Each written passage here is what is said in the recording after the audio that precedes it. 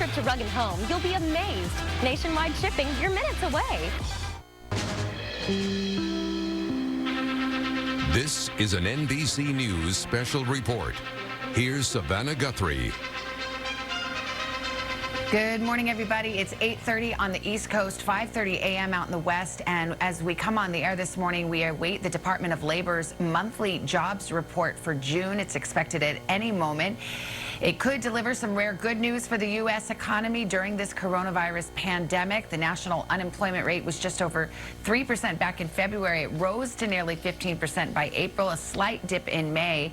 So the question is this morning, what will the new numbers show? NBC senior business correspondent Stephanie Ruhle is with us and has got her eye on the Labor Department computers, where hopefully we're going to see an unemployment rate any moment now and see what it says. Stephanie, do you have the number?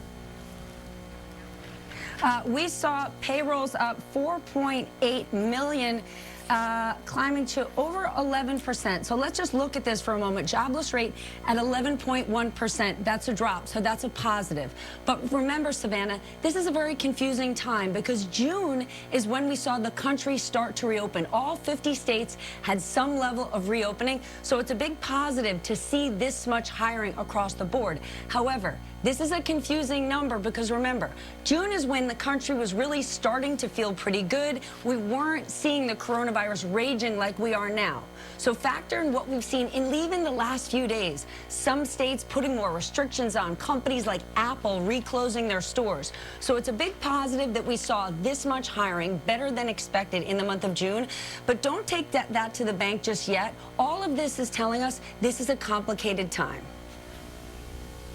Absolutely. So we have the June payrolls continuing this trend, a positive trend, because May was down unexpectedly and now we drop again to 11.1%. But as you mentioned, these are the numbers that reflect June, the month that was, which was also the month when much of the country had started to reopen. Now we do see this change where coronavirus has come back strong, certainly in the South and the West, and we're starting to see pauses or reversals of some of these reopenings, including in New York City, including Texas, Florida, California. So I guess we'll have to wait and see how this plays out over the next few weeks, Stephanie.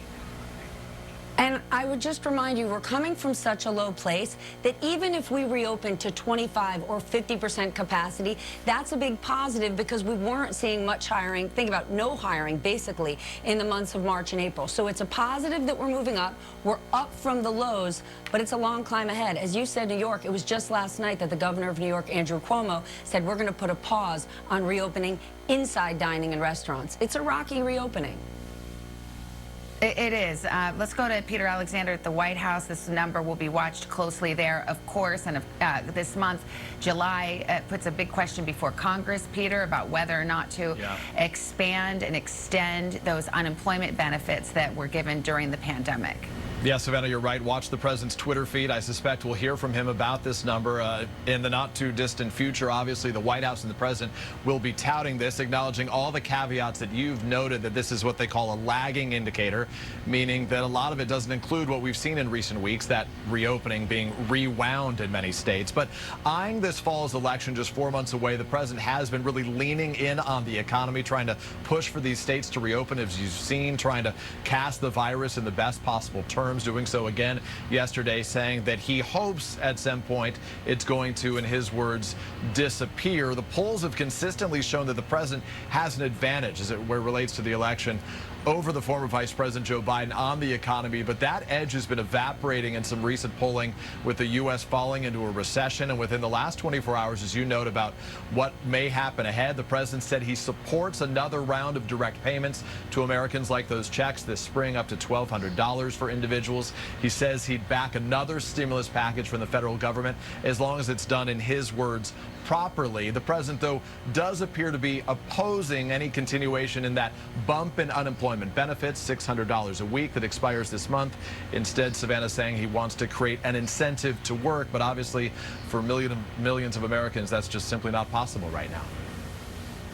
All right, Peter Alexander at the White House, thank you so much. And more on the top line. The U.S. economy adding 4.8 million jobs in June, which brought the unemployment rate down to 11.1%, reflecting what was happening as the nation was reopening in June. We're going to have a lot more coverage throughout the day on MSNBC and NBC News Now. Most of you now return to the Today Show. I'm Savannah Guthrie in New York, and this has been an NBC News special report.